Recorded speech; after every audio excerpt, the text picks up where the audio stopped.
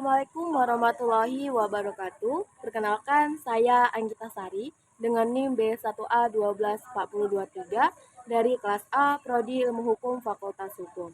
Nah, tujuan saya membuat video ini yaitu ingin menyelesaikan tugas kewarganegaraan yang berkaitan dengan adanya kasus hukum baru yaitu Tom Lembong yang ditangkap karena kasus korupsi impor gula. Dan beberapa seperti Zulkifli Hasan, Airlangga Hartarto juga melakukan korupsi tetapi tidak ditahan. Nah, pertanyaannya apakah kasus penangkapan Tom Lembong ini merupakan politisasi hukum atau bukan? Kejagung akhirnya buka suara menjelaskan kenapa Tom Lembong bisa menyandang status tersangka meskipun aliran dana 400 miliar atas kasus importasi gula belum jelas mengarah ke kantong mantan Menteri Perdagangan itu. Kapus Penkum Kejagung, Hardy Siregar mengatakan, izin regulasi importasi gula kepada sejumlah perusahaan swasta dari Menteri Perdagangan periode 2015-2016 Tom Lembong sudah jadi bukti kuat untuk menjadikan Tom Lembong sebagai tersangka. Tidak ditemukan adanya aliran dana ke rekening Tom Lembong. Nyatanya, tak menjadi tolak ukur Tom Lembong bisa lepas dari status tersangka. Pakar hukum pidana Abdul Fikar Hajar menilai Kejaksaan Agung keliru jika menetapkan status tersangka kepada Tom Lembong karena kebijakannya yang diambil 9 tahun silam. Fikar khawatir banyak orang tak mau menjadi pejabat publik lantaran kebijakan yang dibuat bisa menjadi perkara hukum di kemudian hari. Sebelumnya, mantan Menteri Perdagangan Tom Lembong ditetapkan sebagai tersangka bersama Direktur Pengembangan Bisnis PT PPI Charles Sitorus.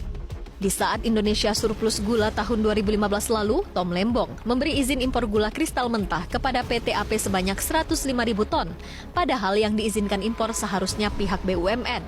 Perbuatan yang dilakukan Tom Lembong diduga merugikan negara 400 miliar rupiah dalam kasus korupsi impor gula. Thomas Lembong dijerat dengan pasal 2 ayat 1 Undang-Undang Tipikor.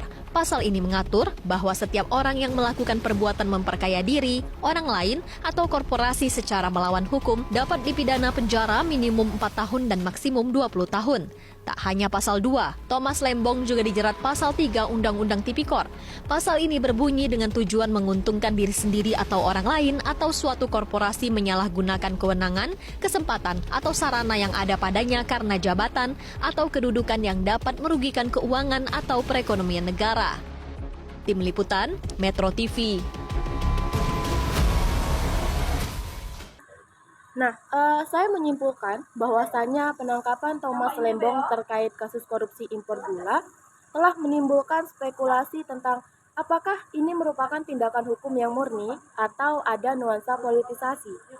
Nah, Thomas dituduh mengeluarkan izin impor gula mentah sebesar 105.000 ton pada tahun 2015.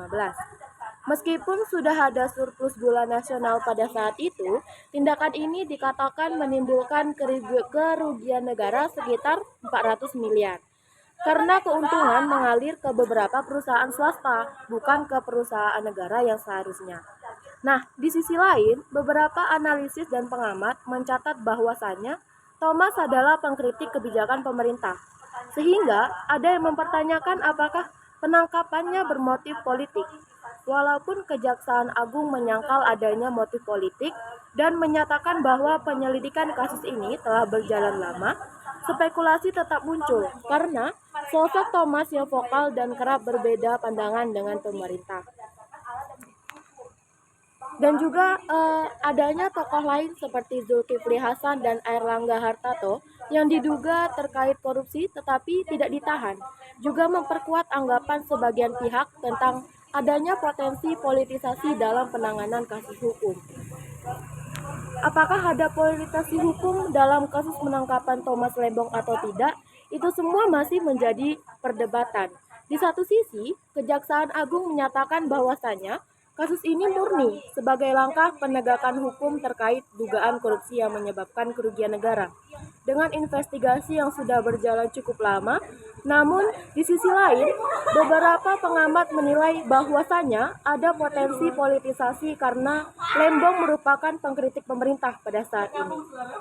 Hal ini ditambah dengan fakta bahwasannya tokoh politik lainnya seperti Zulkifli Hasan dan Airlangga Hartarto yang juga diduga terlibat dalam kasus korupsi serupa belum ditahan, itulah yang menyebabkan banyaknya masyarakat yang menduga bahwasanya memperkuat adanya motif politik. Secara keseluruhan, sulit untuk saya memberikan jawaban pasti. Kasus ini bisa jadi murni penegakan hukum. Namun, tidak bisa dibungkiri bahwa elemen politis juga turut diperbincangkan oleh publik, apalagi dalam lingkup masyarakat dan mahasiswa. Baik, mungkin hanya itu saja yang bisa saya sampaikan. Saya akhiri. Wassalamualaikum warahmatullahi wabarakatuh.